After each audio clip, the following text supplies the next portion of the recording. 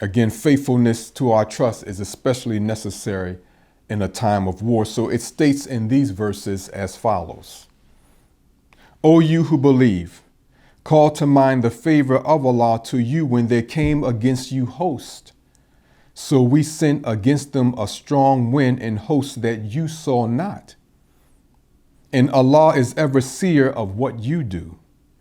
When they came upon you from above you and from below you, and when the eyes turned dull and the hearts rose up to the throats, and you begin to think diverse thoughts about Allah, there were the believers tried, and they were shaken with a severe shaking.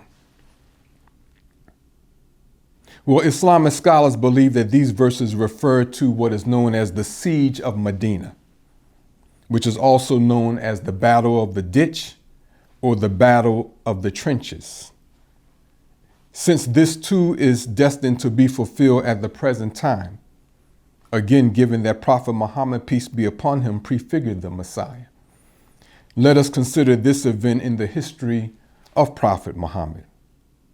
Now, this assault on Medina, which was on the Muslim community in Medina, was a great assault, because all the enemies of Allah assembled together to extinguish the Muslims. It was this one last ditch effort to exterminate Islam. Well, let us consider this from Maulana Muhammad Ali's commentary on these verses that we just read. He states, the events narrated in this section and a part of the following relate to the siege of Medina by the combined forces of the Quraysh and their allies, aided by the Jewish tribe of the Banu Nadir and Banu Qurayza, the latter of whom had made a treaty of alliance with the Muslims. The entire forces numbering from 10 to 20,000 according to different versions, again, of the history, while the Muslims were only about 13 or 1,400. The Prophet decided to remain within the town, and a ditch was dug as a protective measure against the onrush of the powerful force.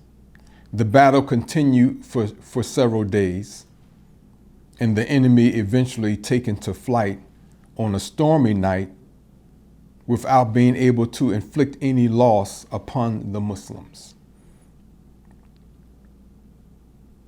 Well, this ditch serves as a barrier against the advancement of the enemy's horses and arsenal. It served as a barrier. So the forces that came against the Muslims couldn't bring everything they had to throw at the Muslims because the ditch was there and they couldn't cross the ditch with their arsenal.